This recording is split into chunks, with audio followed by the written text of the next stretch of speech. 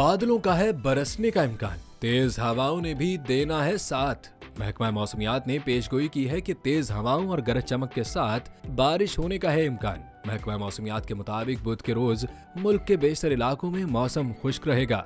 ताहम चित्राल, दीर, सवात, कोहिस्तान और मालाकंड में चंद मकामात पर तेज हवाओं और गरज चमक के साथ हल्की बारिश और पहाड़ों पर हल्की बर्फबारी हो सकती है। दूसरी जानिब कश्मीर और गिलगित बल्तिस्तान में भी बुध के रोज मतला जुज़वी अबरालूद रहने के अलावा चंद मकामात पर तेज हवाओं और गरज चमक के साथ हल्की बारिश और पहाड़ों पर हल्की बर्फबारी होने का इम्कान जाहिर किया है।